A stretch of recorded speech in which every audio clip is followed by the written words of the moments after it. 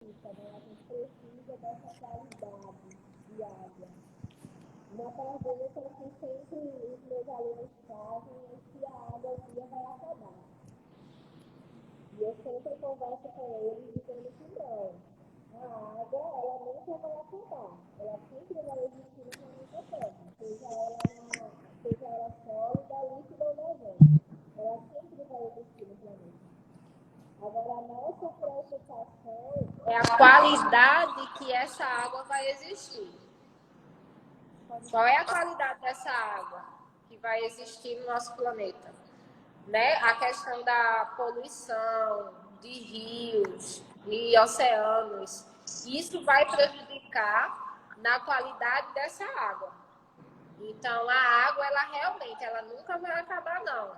Ela é um bem que faz ali aquele ciclo, né? De evaporação, de condensação, estado líquido, e ela segue ali girando pelo ciclo dela naturalmente. Agora, o que a gente precisa ter a consciência é que essa água, ela precisa estar em bom estado para ser consumido. Para ela estar em bom estado, a gente precisa ter aí uma consciência, né, de cuidado com a qualidade dessa água. Larissa, é interessante essa questão que você está tocando, né, sobre esse cuidado com a água, porque na maioria das vezes é essa falta de conscientização que causa todo o desperdício, gente. Às vezes, em ações simples dentro de casa, tomar um banho, escovar um dente, né, lavar uma calçada esquecendo a torneira aberta, são ações simples que podem facilitar, né, o cuidado com essa água, né? São situações que a gente tem que tomar consciência, precisar ajustar os nossos comportamentos, né? E se ver também, conversar, explicar, orientar os filhos, né? Os alunos já estão sabendo mais ou menos como é todo esse processo e ter esse cuidado. Eu acho que parte disso aí também, né? Isso, a questão do desperdício da água é o que tem que ser combatido constantemente no nosso dia a dia. Como eu já estava falando, né, que como é um bem natural em abundância no nosso país, termina que a gente não dá o valor devido a ela, né? Sim. Eu estava comentando com os meus alunos que eu conheci recentemente uma pessoa de Gana e lá eles têm as pedras preciosas assim abundantes, né? A questão do ouro e de pedras preciosas é muito abundante lá, então para eles assim, não tem, a pedra preciosa lá não tem o mesmo valor que a gente tem aqui. O que é valioso lá é a água. E ele estava conversando comigo, em casa ele tem talheres de ouro, prata de ouro, os pratos de ouro, que pra gente né, queria eu ganhar esses talheres e esses pratos. Mas para ele, assim, para eles, algo corriqueiro que eles encontram assim no quintal de casa as pedras. Mas a água não, a água lá a gente já teve guerras, né? Se tem guerras por causa de água. O nosso Brasil é cobiçado pela abundância de água também. Então, é muito importante que a gente tenha essa consciência de não desperdiçar, escovar o dente, fechar a torneira. Parece algo chato de estar se escutando e a rotina de estar falando a mesma coisa, mas é porque a gente termina fazendo essa prática sem perceber. Escovar o dente e deixar a torneira ligada, né, aberta. Tomar banho, vai se ensaboar, deixar lá a água do chuveiro descendo. Essa água aí, ela tem que ser poupada, porque não adianta a gente cobrar uma ação da prefeitura, do estado, da nação, se essa questão do desperdício não começar em nós, né? Se a gente não tiver essa consciência de que temos que economizar, ela tem que partir de nós, o individual primeiramente, antes de qualquer coisa. Antes da cobrança de qualquer coisa, tem que haver a questão individual, né? O comprometimento individual. E entender também, Larissa, que discutir esse tema, né, da água é uma discussão de mundo, né? É uma conscientização que não só parte do nosso colégio ou dos nossos alunos, mas é uma discussão pertinente ao mundo, né? É um bem da humanidade. Então, todos nós temos que cuidar, todos nós temos que tomar, né, ter novas atitudes, mudança de atitude, mudanças comportamentais. Né? Às vezes a gente vai lavar o carro, gasta não sei quantos litros de água, na tomada de um banho chega a gastar 130 litros de água ou mais, tem gente que vai ao banheiro e passa muito tempo. Então, são ações de fato simples, mas é uma consciência que temos que tomar. E não só nós, mas que isso possa ser, né, transmitido ao mundo. O mundo em si tem que ter esse cuidado, né? Eu queria saber se o professor Emílio já está a ponto de entrar aqui e compartilhar com a Larissa esse momento, para a gente poder entrar, para poder trazer as contribuições dele também, né, Larissa? Isso. Ele tem muito que contribuir aqui conosco. Vendo muitos alunos estão participando, coisa boa. E só de olho aqui nos convidar os nossos comentários. alunos também para participar conosco ao vivo. Nossos alunos têm muito a contribuir também. Estou vendo aqui. Ele não vai entrar agora, Simone? Vai sim, eu vou fazer o convite para ele, tá? Ok.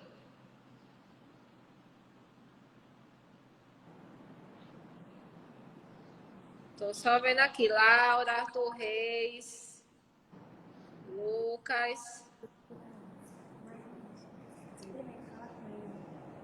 Camila, Henri. Estou falando com o Enildo aqui.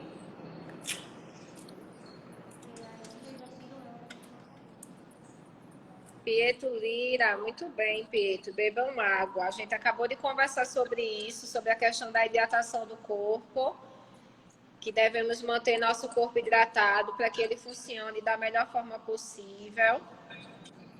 É muito importante a hidratação do corpo para o bom funcionamento mental, né, cognitivo. A gente viu aí a questão do nosso cognitivo, como é importante a presença de água no corpo em geral, né, funcionamento dos órgãos, circulação do sangue é líquido por algum motivo, né? Porque a gente tem a participação da água. Nosso corpo tem até 70% de água, então é necessário manter ele hidratado para o bom funcionamento. Larissa, nós vamos precisar fazer a remoção para poder ir para o professor Emílio. Está aguardando, tá? Certo, eu saio e depois eu volto. Tá bom.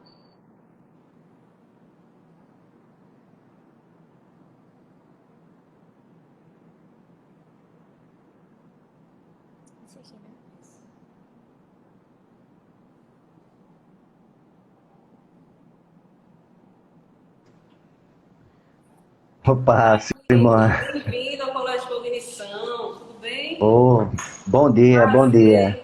A gente está aqui junto, compartilhando, né, conscientizando nossos alunos. Eu sei que você tem essa trajetória há bastante tempo, conheço seu trabalho. Sei que você é uma pessoa que pesquisa muito sobre o tema, né, esse tema que a gente vai estar discutindo, que é a água. Você tem muita propriedade para isso. Fica à vontade, Emílio, estou por aqui, tá certo? Ô, Simone, eu que agradeço, né, o convite, a confiança sua e da equipe aí do colégio. Peço desculpa pelo início, eu estava tentando acessar do tablet e não sei por que eu apertava no OK do convite, mas não entrava pelo tablet. Eu mudei para o celular. Aí a professora já estava falando aí, mas eu acompanhei boa parte da fala dela pelo celular. Estou no celular agora. Não sei, eu sou novato no Instagram, tá certo? Eu demorei muito, resisti muito a aderir ao Instagram, porque já tem outras redes, né?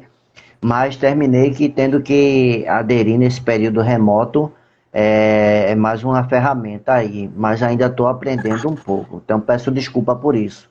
Mas 5 para as 10 eu já estava a posto, viu? 5 para as 10 estava a Deixa eu posto. apresentar ao nosso público aqui, né, nossa comunidade escolar. O Emílio é professor do IFPE, não é isso? É doutor em geografia, sabe um pouco, né, sobre o tema que a gente está discutindo, para não dizer o contrário. que vai estar aqui contribuindo conosco. Possivelmente será professor de vocês quando for aprovado no IF. Aqui Oh, com bastante aprovação, Enildo. ótimo. Tá sempre. Tem alguns alunos aqui que são alunos seus do IF que também estão assistindo, participando dessa live. Ótimo. Então vamos trazer Então, eu sou professor do IF Campus Recife, né? Porque nós temos um IF aí no Cabo isso. também. Mas eu trabalho no campus Recife, embora seja do Cabo, não moro mais no Cabo, mas morei 40 anos no Cabo, né? E então eu sou cabense, né? Então, gente, como Simone falou aí, né?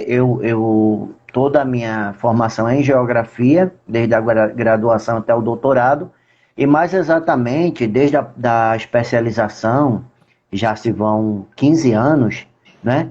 Que eu pesquiso sobre água, eu fico atento sobre água. Então, foi especialização, mestrado e doutorado em água, né, falando sobre água. A gente tem até um programa no Instagram aos sábados chamado Conversando Água, né, que é para os alunos meus bolsistas e que eu acompanho, estão lá falando coisas relativas à água. E aí eu quero pegar justamente a frase que a professora tinha falado agora há pouco sobre a questão do ouro em Gana, e dizer que a água é o nosso ouro, tá certo? A água é o nosso ouro, né? O ouro, apesar de valioso, nem se compara ao peso que a água tem para a existência não só humana, né? A gente está falando de todo o ecossistema global, tá certo? Então parece óbvio e chato a gente estar repetindo isso, mas a questão é que a situação é muito séria. A professora falou aí que o Brasil é rico em água, a gente precisa colocar um parêntese que é rico, né? Temos cerca de 12% de toda a água doce do mundo. Porém, quando você faz o recorte regional, né? Você pega, por exemplo, o estado de Pernambuco, tem a menor disponibilidade hídrica do Brasil. Então, essa riqueza de água, ela não está bem distribuída no Brasil inteiro, sabe? Nós, seres humanos, não temos culpa disso. Foi a natureza, questões climáticas, geológicas, que impuseram isso. Nós temos uma disponibilidade muito fraca no estado de Pernambuco. Particularmente, eu pesquisei no mestrado e doutorado a situação do Cabo Ipujuca, que a gente chama de microrregião de Suape. Então, o mestrado e o doutorado sobre a questão de recursos hídricos na região do Cabo Ipujuca, e impactado por esse crescimento populacional, né, que tivemos nas duas cidades por causa do Porto de Suape, e os impactos ambientais, evidentemente, relacionados a isso. E aí, hoje, né, eu publiquei um artigo num blog, né, sobre o Dia Mundial da Água. Eu não sei compartilhar aqui o link, mas posso mandar para a Simone, depois o pessoal vê, que eu falo um pouco dessa questão que é objeto de pesquisa que nós estamos fazendo hoje no Instituto, sobre a água virtual, sabe? A pegada hídrica, que é uma estimativa de quanto a gente, cada pessoa no mundo, tá? E particularmente aqui no Brasil, consome de água de forma direta e indireta. A gente tem que pensar assim: a água que eu consumo não é apenas a água que chega na torneira e no chuveiro. A roupa que eu estou vestindo nesse momento teve água, tem água em seu processo produtivo. Então a água virtual, ela leva em consideração toda a água que é gasta no processo produtivo. E ela está diretamente associada ao nosso padrão de consumo. Então, quando a gente fala em conscientizar o uso da água, a gente também tem que se reeducar com relação ao consumo. Então, eu vou colocar alguns dados aqui que talvez algumas pessoas não saibam. Simone e demais, né? Sabe quantos litros de água estão inseridos num processo produtivo de um carro apenas? Não, eu nem noção. 400 mil litros de água. Nossa. Oi, Nildo, deixa eu falar aqui uma coisa para os alunos. É importante essas anotações que o Enildo está trazendo, essas contribuições, porque a discussão não vai parar por aqui não, viu, Enildo? Nós vamos levar adiante essas discussões, por isso que eu trouxe você, né? Você tem uma oportunidade muito grande, né? Eu sei que você é um grande pesquisador, está na área pesquisando sobre a água, principalmente aqui na nossa região também, você tem um domínio, né, dessa questão. E é importante que os alunos vão anotando essas questões que o Enildo está trazendo, porque depois nós vamos fazer algumas discussões. informações. E antes que eu me esqueça, Simone, já deixo, me coloco à disposição. Tem uma equipe comigo que eu acompanho na pesquisa e na extensão, que tem todo o interesse de, quando voltar às aulas presenciais, a gente possa ir aí no Cognição e conversar mais em detalhes. Então, veja, um carro, 400 mil litros de água.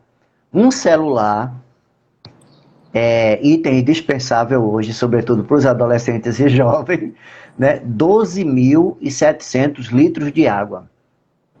Nossa. Tá certo? E o quilo de carne, né? 15 mil litros de água, 1 quilo de carne. Então, a gente precisa pensar assim, a água está em tudo. Todo o processo produtivo.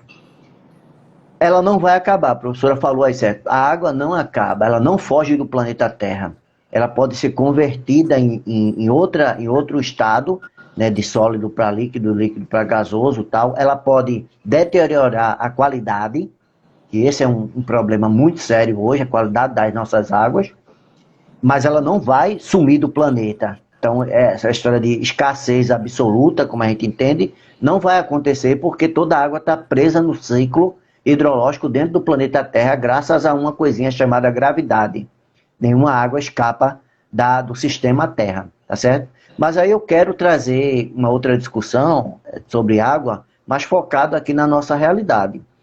Talvez as pessoas não saibam, mas o Cabo de Santo Agostinho é uma das cidades mais ricas em recursos hídricos. Nós temos nada menos do que a maior barragem de água da região metropolitana, que responde, né, por quase 50% da disponibilidade de água na região metropolitana no Recife, a barragem de Pirapama, tá certo? Detalhe, várias comunidades no entorno de Pirapama e do município do Cabo não têm água. Como é que isto é possível, né? Infelizmente, a maioria das pessoas só prestam atenção na importância da água quando ela falta na torneira. Mas a água é muito mais além. A água, para chegar na torneira, foi captada de um rio, que faz parte de uma bacia hidrográfica, que precisa ser protegida as nascentes, a vegetação, a mata ciliar, que protege as margens, sabe? Tem todo um processo envolvido aí. Então, não é só a água que chega na torneira. A maioria das pessoas só se percebe quando ela falta na torneira ou no chuveiro. Mas o nosso desafio é perceber, né, todo o caminho que a água faz até chegar na nossa casa, tá certo? Então, quando a gente olha para um dado como esse, que desde 1918, que o Cabo fornece água para o abastecimento da região metropolitana do Recife, através de Gujaú, e em 2011 com a entrada em operação de Pirapama. Mas como a gente consegue entender que uma cidade, entre aspas, é tão rica em recursos hídricos, em água, e você tenha uma dificuldade tremenda, sobretudo nas áreas mais pobres e de morros aí em Recife, aí em Cabo Santo Agostinho, como é a Boa Vista, a Torrinha, né? Comunidades no entorno da própria barragem de Pirapama, né? Aquela Barbalho, Novo Horizonte, né? Trechos de Pontezinha, de Pontos Carvalhos. Como é que a gente explica isso, né? Aí entra o fator humano. Eu abri minha fala dizendo que a disponibilidade natural não tem a ver com a interferência humana, tá certo? O fato de existir hoje no Brasil mais águas na região norte do que na região nordeste não tem a ver com uma interferência humana propriamente dita, tá? São longos e longos anos, milhões de anos de evolução geológica e climática que proporcionaram isso. Porém, o acesso à água, sim. O acesso à água é uma questão estritamente humana. Então, você tem aí, na dificuldade de acesso das pessoas à água, nessas comunidades do Cabo, mas em Pernambuco como um todo, na região metropolitana em particular, uma questão de infraestrutura antiga, vez por outra os canos estouram aí no meio da rua, fica vazando água dias e dias, embora a Compesa diga que tem mais de 60 equipes só cuidando disso, mas a gente liga e demora para vir. Recentemente a gente teve um problema, né? Estourou uma tubulação da Compesa e criou Isso. Dano, né? Você tem falta de investimento, né, na infraestrutura, tá certo? Porque tecnologia você tem para tirar a água de onde tem para levar para onde não tem. A questão é de vontade política, de investimento, tá certo? Você tem capacidade técnica para isso, sabe? Agora, como também foi falado aí para a professora, a gente também tem que fazer o nosso dever de casa. Não basta só colocar a culpa na Compesa, no prefeito, no governador. Não. A gente tem que fazer o nosso dever de casa. Certo? Questão de reeducar nossos hábitos de consumo e também reduzir e reutilizar. Veja, reduzir o consumo de água em casa, né? A questão de fechar a torneira, né? Eliminar os vazamentos, tudo isso é importante, né? Agora, também a gente precisa se reeducar e reutilizar essa água, né? A gente dá descarga com água potável, né? Oi, um aluno fez uma pergunta aqui, né? A água também faz eletricidade? Isso, né? A base da nossa matriz energética no Nordeste é de água, de energia hidroelétrica. A gente fala energia elétrica, mas que é captada nas de represas, né? Como diz, nas estações, né? Xingó, Paulo Afonso, tal. Toda aquela rede. Então, a nossa energia aqui, sobretudo no Nordeste, é hidroelétrica. Certo? Então, indiretamente, a gente está iluminando a casa com água. Certo? Então, veja, né? A gente respira água, né? O cara tá doido. Se a gente respirar água, a gente morre afogado. Olha lá o conceito de umidade do ar, na biologia, na geografia. O conceito de umidade do ar é o quê? Vapor d'água em suspensão. É água em formato de vapor. A gente só não pode respirar água em formato líquido, senão a gente se afoga, realmente. Mas em formato gasoso, a gente respira isso. Tá certo? Então, oi. Eu estou rindo aqui, que eu achei interessante. O aluno botou uma pergunta aqui. É possível a pessoa viver apenas bebendo água? Não, né? Evidentemente que não. Tem que ter carboidrato, proteínas aí, mas só de água não dá não, né? Agora no carboidrato, na proteína vai ter água também, evidentemente, né? Que ela está compondo aí tudo. Então,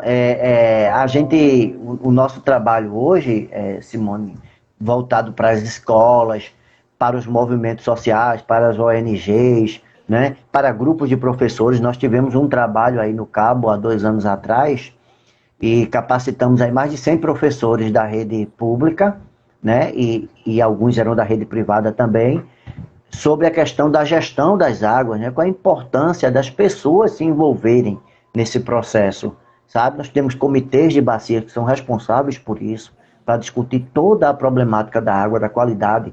Poucas pessoas sabem, mas a qualidade das nossas praias também é uma questão de água. Eu pesquisei durante 2 anos e Gaibu, todas as praias de Recife, todas as praias de Olinda, todas as praias de Paulista, em nenhum final de semana estava próprio para banho. Durante 2 anos, semanalmente, eu acompanhei os dados de qualidade de água, de balneabilidade, certo, que a gente chama. Esse é um dado que é disponibilizado pela Agência Estadual de Águas, né, de Meio Ambiente, que é a CPRH, e todo final de semana publica lá o índice de balneabilidade. E a gente vai para a praia nem ou desconhece ou nem quer saber desse dado, né? Mas, olha, nenhuma praia de Recife, nenhuma praia de Olinda, nenhuma praia de Paulista, Gaibu, né, que é a nossa principal praia no Cabo, nenhuma praia de Jaboatão, todas elas com quantidade de coliformes fecais acima do permitido pela Organização Mundial de Saúde. Isso é água. A gente, quando toma banho no mar, vez por outra, a gente bebe um pouquinho de água lá, né? Está em contato com a pele, né? Molha os lábios. Então, isso também é uma discussão sobre água.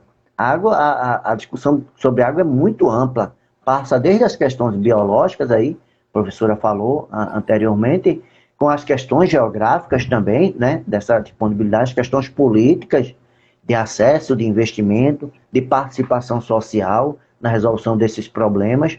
Fazer a tarefa de casa é importante, mas não vai resolver os problemas macro. A gente vai ter que ir se organizar e disputar isso, sabe? E brigar para que a Lei Nacional sobre as Águas, ela diz que a prioridade número 1 da água é abastecimento público.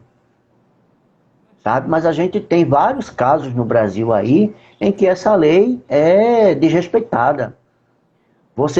Não existe água privada no Brasil. Pouca gente sabe disso. Acha que cava um poço e a água que tem ali é dele. Não, não é sua. Você quando compra um terreno, ou para uma fazenda, um sítio, se você encontrar uma... Isso é bem engraçado, o povo fica espantado com essa informação, mas é engraçado. O aquífero... Oi. Alguns alunos estão fazendo algumas perguntas aqui, né? Existe a possibilidade de extrair o sal da água do mar? Né? Isso, né? Consumo. Isso é uma perspectiva futura, né? Mas você não tem mais propriedade para responder. Isso, a dessalinização, né? Já é uma realidade, tá? Hoje, eu mandei aquele material para você, pedi para você divulgar, Simone. Nós estamos promovendo um evento hoje e amanhã no Instituto Federal, um evento online, né, sobre o Dia Mundial da Água. E hoje à noite, nós vamos ter a participação de uma pessoa, um engenheiro da Compesa, que vai falar justamente da dessalinização. Pernambuco tem o maior dessalinizador de água do Brasil, instalado lá em Fernando de Noronha. Então, dessalinizar a água para consumo humano já é uma realidade. Tem uma série de problemas aí de ordem técnicas e financeiras, tá certo? Mas já é uma realidade. Então, é possível dessalinizar, sim, e a ponto de deixar a água com padrões de potabilidade, tá? Porque para outros fins a exigência é menor, mas para você beber, né, cozinhar, tal, existe toda uma legislação que estabelece lá os parâmetros, tá, de potabilidade para essa água, que a gente chama de IQA, Índice de Qualidade das Águas. Então, desculpe estar falando rápido, porque são muitas informações, mas eu terminei até esquecendo o que eu estava falando antes. Vou ficar por aqui mesmo. Hã? É o quê? A gente tem um dia todo, pode ficar por aqui mesmo. Eu vou dar aula daqui a pouco, né? 11 horas tem que dar aula. Mas eu estava falando uma outra coisa antes da dessalinização e esqueci. Aí fui responder a pergunta aí. Mas, enfim, tem uma pergunta aqui. Quantos litros por pessoa, né? Dia. Então, o Brasil está na faixa aí, a pergunta de Emanuela, né? Não sei se vocês estão vendo isso. Eu estou vendo aqui uma pergunta. Né? Quantos litros gasta uma pessoa em um dia, né? Isso varia, tá, Emanuel? Depende do país. Então, o Brasil está na faixa aí de 300 litros diário, e esse valor é acima do que a ONU diz do necessário, né? Então, nós já gastamos, e quem tem poço em casa gasta ainda mais. Um estudo feito pela Agência Nacional de Águas diz que quem tem poço em casa gasta, em média, 50% mais água do que quem depende do abastecimento público. Porque é aquela ideia, né? A água é minha, está aqui embaixo, posso tirar quanto eu quiser e vou gastar à vontade. Então, não é assim. A água não é sua. Você compra... lembrei agora. Você compra o terreno, aí você descobriu uma reserva de ouro embaixo do seu terreno, uma reserva de petróleo, um aquífero com muita água. Não é seu, tá? Não é seu. Você é dono só da parte superficial do terreno. O que tem abaixo dele é do Estado ou é da União. Então, a água que você está captando lá do poço não é sua. Você tem que ter uma autorização para isso, tá? Tem que ter uma autorização na CPRH aqui no estado de Pernambuco. Pouca gente faz isso, é verdade. A própria CPRH assume isso, que não há fiscalização suficiente, né? E dependendo da quantidade de água que você puxa do poço, você vai precisar pagar por ela. Oxe, mas eu comprei, a água está no meu terreno. Não está, o seu terreno é a parte de cima. Está embaixo não é seu, né? É público, tá certo? Pouca gente sabe isso. E idem para o ouro, né? Se o caso de encontrar ouro aí que ela falou, digamos. Né? Exatamente. Exatamente. Não existe, segundo a lei brasileira, não existe água privada no Brasil. Quem estiver se apropriando... Tem que vender a água, né? A gente paga pelo transporte da água, paga pelo trabalho da Compesa, e não pela água que compensa. Pelo tratamento, né? Pelo tratamento e a distribuição, na verdade, né? Não pela água em si.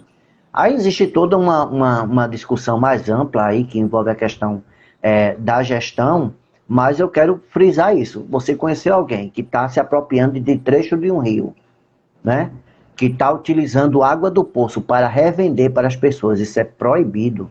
Para você poder fazer isso, você tem que ter uma autorização do Estado. Várias pessoas me falaram isso aí, professores aí do Cabo. Oxe, Nildo, apoia aqui. Eu conheço uma pessoa na região da praia que cavou um poço e agora ele está vendendo caminhão-pipa aí para os outros. Né? Não pode. Né? E até pode, se você for legalizado. Tá certo? Porque isso você está fazendo uso econômico de um bem que é público. De um bem que é público. Tá certo? Então não pode. Pouca gente sabe disso, mas essas informações e outras tão importantes, a gente, né, tem um material didático, tudo para trabalhar e pontuando essas questões e as pessoas despertando a curiosidade para isso. Né? E aí eu quero só retornar aqui a questão do cabo, Simone, que um estudante, ex-estudante, ex-aluno meu, e que eu fui da banca do mestrado dele, fez um trabalho há uns 5 anos atrás, há uns 3 ou 4 anos atrás, Misael, né? Ele é professor aí no Cabo também, mora no Cabo, é professor. Ele fez um trabalho só sobre o acesso à água no Cabo de Santo Agostinho, sabe? Vale a pena o pessoal pesquisar aí na internet, está disponível para baixar. Ele fez uma cartilha explicativa, né, dos condicionantes da distribuição da água no Cabo, das formas que as pessoas utilizam. Você tem gente no Cabo que ainda hoje, 2021, está consumindo água imprópria, porque não chega água na torneira. Tá certo? Não chega água na torneira. Então está indo buscar água em fontes que a qualidade não permite, são impróprias para o consumo humano. E aí ele fez um trabalho bem interessante, um trabalho de mestrado. Depois ele fez uma revista em quadrinho, né? Não sei como é o nome que se dá agora que eu esqueci. Mas é um material didático, sabem, que transforma a linguagem técnica, a transposição didática, né? Transforma a linguagem técnica numa linguagem mais acessível para as pessoas, visando a questão da consciência, sabe? Da conscientização, que é o grande... Interrompendo um pouquinho você. Nós temos bastante perguntas aqui. Eu pensei você dar continuidade, 10 minutos antes a gente para e a gente responde, tá? Então, vamos nas perguntas, porque aí de repente aparece, durante as respostas a gente acrescenta. Né? Tem um aluno, o aluno Henri, ele perguntou qual a finalidade da água. Ixi, que pergunta, hein? A gente poderia dizer em uma única, né? Vida. É vida. Sem água, zero vida. Vejam que todas as explorações do universo, se vocês prestarem atenção, a primeira coisa, chegou uma sonda em Marte, chegou uma sonda em tal planeta, não é? A primeira coisa que se pesquisa tem água? Porque se tem água, abre-se uma possibilidade de ter vida. Tá certo? Pode olhar, toda reportagem, tem água em tal planeta, foi descoberto um planeta há não sei quantos mil anos-luz, ou no próprio nosso sistema solar. A primeira pergunta que se faz é se tem água. Né? A água está na atmosfera, porque você, para poder ter a atmosfera, camada gasosa, você vai precisar de água, né? Vai precisar ter água dos gases, para poder fazer toda a química aí necessária. Então a finalidade é vida. E a gente tem dado pouca atenção para a questão da água. Tem dado pouca atenção, né? E muitas vezes, como eu falei antes, a preocupação é só quando falta na nossa torneira, no nosso chuveiro, mas a gente tem que pensar mais macro, tá? Essa preocupação de faltar na torneira, no chuveiro, é importante sim, porque a gente está em casa, precisa se refrescar, precisa hidratar o corpo, etc. Só que para chegar ali, a água faz todo um percurso. Tá? Todo um percurso, e a gente precisa cuidar da água subterrânea, cuidar da água superficial e cuidar também da água salgada, né? Que além de a gente ter o lazer aí das praias, tem a questão daí da possibilidade de ser utilizada também para abastecimento público. Oi, Nildo. Tem uma curiosidade aqui do aluno Gabriel. O protetor solar, ele polui o mar? Tu tem essa... Eita, eu não tenho essa informação. Eu acredito que sim, né? Mas eu deixaria aí para alguém de química A aí pudesse professora dizer. Larissa vai colocar a contribuição dela aí no chat. É ótimo. Deixa eu ver outra pergunta. Quanto tempo podemos ficar sem beber água? Olha, são 3 dias, né? Até o organismo começar a entrar em colapso. Conscientemente, você ainda suporta 3 dias, né? Claro que isso é uma média, depende do organismo de cada pessoa. Tem gente que é mais resistente, mas a média é 3 dias. A partir de 3 dias, você começa a entrar em colapso mental e físico, tá? E vai morrendo aos poucos. São 3 dias. Veja que sem comer, são 2 semanas. 2 ou são... Ô Enildo, tu tem informação de quais os países que mais sofrem por falta de água? É uma das perguntas.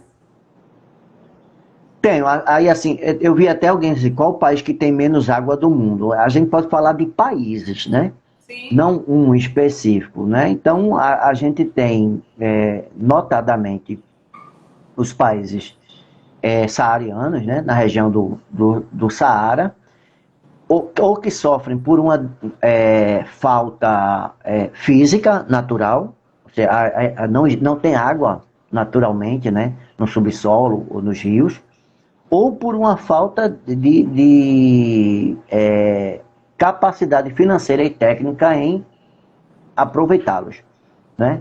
É um pouco do que acontece com o petróleo, né? Tem país que tem petróleo, mas não consegue desfrutar dele porque não tem dinheiro para investir nem tecnologia, né? Então, a água tem muito isso também, né? Agora, tem países que têm muita água, como o Brasil, e que, mesmo assim, você tem quadros de escassez. Eu estive há 7 anos, acho que 8 anos atrás, em Manaus. Manaus, capital do Amazonas, região norte, onde se tem mais água no Brasil. Em todos os sentidos, tá? E em Manaus, eu tinha bairros sem água. Sem água nas torneiras. Tá certo? Então, a gente precisa analisar o que é escassez natural e o que é escassez política da água. Tá certo? Escassez natural, quando, né, a geologia, a climatologia não ajuda, e a escassez política é quando você tem a questão do não investimento nisso. Então, você está em Manaus, né, e bairros que tenham problemas de escassez com água. Tá? Oi, Enildo, tem uma pergunta aqui, está perguntando o que é aquífero. Aquífero é uma reserva de água subterrânea, né? Tem lençol freático, tem aquífero, tá? É a água que está lá no interior da terra, tá? E pode ser aproveitado ou não, né? Existe também toda uma legislação que não é só porque você encontra água cavou um poço, deu água, que você pode explorar, não. Tem toda uma legislação, né, ambiental e jurídica e tal para orientar isso, tá? Aquíferos são os depósitos de água que estão na parte subterrânea, né? Qual é aquífero aqui do Nordeste, Enildo? Tá. Essa é uma informação interessante, né? O Brasil, né, como foi falado aí, tem 12% da água doce do mundo, né? Mas esse 12% fala-se basicamente de água superficial. E aí você tem, pelo menos no Brasil, mais de 300 aquíferos, só que no Nordeste, devido a uma condição geológica, os aquíferos são poucos representativos. Poucos, inclusive na nossa região aqui. Quando você tem um aquífero que pode ser explorado, como nós temos na região metropolitana, embora não seja de grande quantidade, de grande volume esses aquíferos, o que é que acontece? Nós temos 2 grandes aquíferos aqui na região metropolitana, que é o aquífero Cabo, leva o nome da cidade do Cabo, né? Mas ele não está só no Cabo, tá? Mas ele recebe esse nome. E tem um outro aquífero na região norte chamado Beberibe. Ambos, presta atenção no que eu vou dizer, ambos estão sofrendo com superexploração com intrusão de água marinha, contaminando a água doce por água marinha, porque esses aquíferos são próximos da costa, são relativamente superficiais, ou seja, não estão a grande profundidade. Superexploração, salinização, né, que é a intrusão marinha, a entrada da água, tá certo? E poluição, porque nós temos um déficit muito grande de saneamento, tá certo? Saneamento. Então, aquela fossa séptica lá, né, que as pessoas cavam em casa porque não tem rede coletora de esgoto, pode estar contaminando. Eu, durante um tempo que eu tinha casa de aluguel em Gaibu, era engraçado, porque a lei diz que um poço não pode estar a menos de 15 metros de uma fossa. Uma fossa séptica, né, para onde vai o cocô e o xixi lá, você não pode ter um poço a menos de 15 metros dela. Minha gente, o que mais tem em Gaibu é poço de lado da fossa. De lado da fossa, a 2 metros, 3 metros, e a lei diz que é 15 metros para você manter mais ou menos uma qualidade da água, segurança na água, tá certo? Então nós temos pouca disponibilidade de água subterrânea, no Nordeste como um todo, em particular em Pernambuco. Algumas áreas, né, isoladamente vão se destacar. Você tem, por exemplo, a região de Garanhuns, né? Tem uma camada lá sedimentar, né, que é uma parte geológica, aí tem, mas no geral a gente não tem disponibilidade, nem superficial, que é a principal fonte de captação, e nem subterrânea. Então, se a preocupação com a água é geral, para nós pernambucanos é mais ainda. Nós temos a menor disponibilidade hídrica do Brasil. Tá certo? Então, quando estiver tomando banho, lá, lembre-se disso. Lembre-se disso, né? A água não vai acabar no sistema Terra, mas ela migra. Ela migra. Pode faltar aqui, pode ir para outro lugar, pode se transformar em um outro estado físico e ficar indisponível para a gente por causa disso, tá certo? Então também esse foi o dado, Simone, só ajudando a fechar, que também eu vou dar aula agora. A última pergunta para a gente fechar com agradecimento. Deixa eu só te dizer, lá em 2006 foi esse dado que me chamou a atenção para começar a estudar água. Foi quando eu soube que Pernambuco tinha a menor disponibilidade hídrica do Brasil. Aí eu fui investigar por quê, aí fui gostando, e estou aí há 15 anos estudando, lendo, né, água. Coisa boa. É. A última pergunta, que eu sei que você agora vai dar aula, né? Aqui tem um aluno perguntando se o aquífero e o lençol freático é a mesma coisa.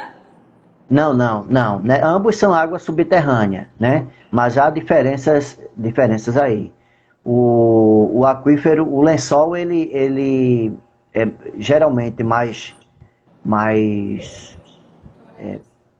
disponível, né? Há uma movimentação, né? Tem uma movimentação de água subterrânea também, os rios subterrâneos, enquanto que o aquífero ele pode estar confinado, né? Que é aquele aquífero que é uma reserva de água que praticamente não tem recarga, não tem movimento, ele está ali numa bolsa, né, esperando ser disponibilizado. Mas existe uma diferenciação técnica mais aprofundada que essa que eu dei, mas não são a mesma coisa, tá certo? Embora ambos sejam água subterrânea. É porque as águas subterrâneas, elas se classificam em função da conjuntura, né, da realidade geológica local. Então, a gente termina para falar de água subterrânea, tem que falar de rocha, de placa tectônica, dessas coisas. Eu queria, em nome da comunidade escolar, né, direção, mas agradecer pela parceria que você está tendo conosco. Foi de grande contribuição. Sabemos que você tinha muito mais informação para passar, mas o tempo está apertado. Agradeço, mesmo você nesse período de aulas se disponibilizou para contribuir com essas informações. Hoje temos um evento à tarde, não é isso? Pode falar do seu evento, que nossos alunos podem participar. É tarde e noite, né? É um evento tarde e noite no Instituto, hoje e amanhã. oficinas, qualquer pessoa pode participar. Tem as oficinas à tarde e tem as mesas redondas à noite. A gente vai discutir, aprofundar muito dessas informações que eu coloquei aqui. Tá certo? Infelizmente, pelo tempo, né? Que as lives no Instagram parece que só pode durar 1 hora, né? Isso. Aí fica nesse corre-corre. Mas eu já deixo disponível, né? Mediante um agendamento, a gente ir aí, né? Ou fazer outro momento online também, enquanto Já estou essa aqui pandemia. anotando para poder cobrar novamente para a gente ter outro momento como esse. Eu tenho uma equipe que trabalha comigo na extensão e na pesquisa, que terá imenso prazer em ir aí no Cognição, também aprofundar essas questões. Certo. Tá Obrigada, certo? Hildo. Obrigada, alunos, pela participação, pelas perguntas. Vamos encerrar a live por aqui. Tenha um bom dia. Fica convite para a próxima aberto, viu, Hildo? Eu estou convidado. Obrigado. Tchau, tchau.